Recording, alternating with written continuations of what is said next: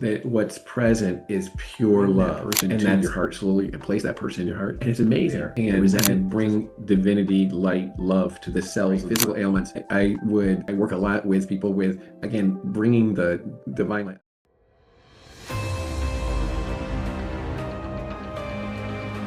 Integrating spirituality into your work on human development and social justice. How do you bridge the two: personal awakening, systemic change? I think there's a place where those two things come together, and that we're just beginning as a society.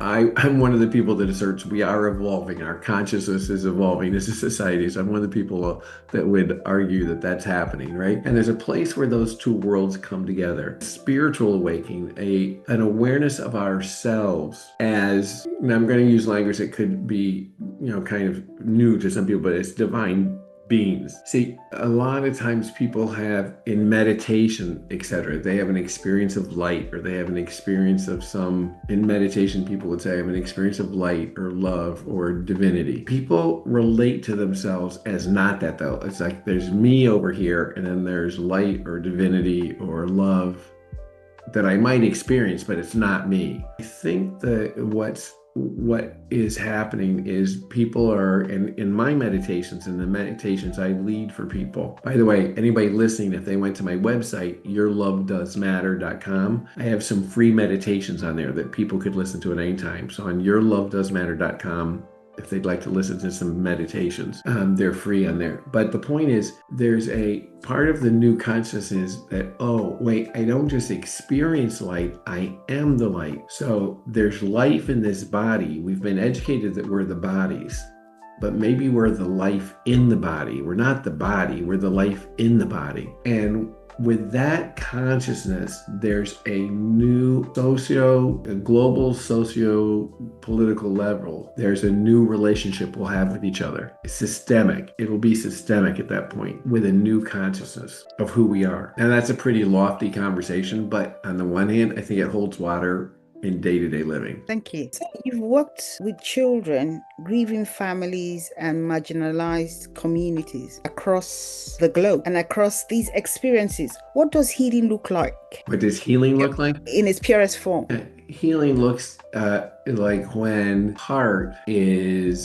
when things can be held in the heart and there's pure love. You could say, one spiritual leader I work with, her name is Sai Ma. Sai Ma argues there's two energies on the planet: fear and love. Those are the two. That's it, two. So real healing is when what's present is pure love, and that's all that's present. Love for self, love for others, love for life. When what's present is pure love, one is whole, complete, healthy, healed. So again, the job is to complete or disappear whatever would displace that. Anger, resentment, shame, those are things that get completed. There's ways to complete those in conversations, by having people be able to accept what happened as what happened, and separate out any judgment they ended up with as separate from that. So there's a way to accomplish that in conversation. There's another way to accomplish it by bringing things out. You'll notice sometimes if people have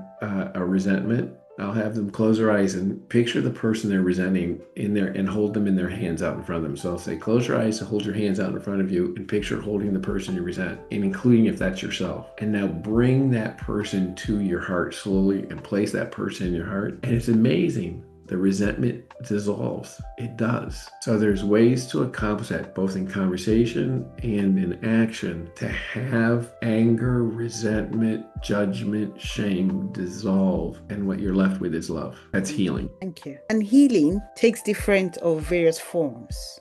For example, someone who has an ailment, they have to go to the hospital, see a doctor, get medication, take the medication, and then they get well. That's why I said it depends. There are different layers of healing. And if it has to do with the soul, spirit, soul, and body, I've talked about the body. If it has to do with the soul, like you said, connecting to divinity, to God, and some people say to a higher force.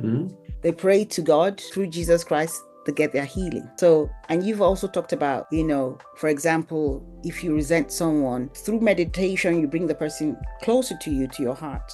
and you receive the healing. So there are different variations of healing. Although I like to cross that boundary just a bit, right? So even with physical healing, right? Physical ailments, I work a lot with people with, again, bringing the divine light. I would have them bring the divine light into their bodies and have that divine light go to especially the cells of their body where there's a disease, and literally bring the light there and bring divinity, light, love to the cells of the body, wherever the cells are that are in some way injured or diseased. Now, I'm not written up in any scientific journals, that's for sure. I got no scientific evidence for what I'm saying, but I'm sure an advocate for it. I sure think it works and makes a difference. Okay. So. Okay. Thank you.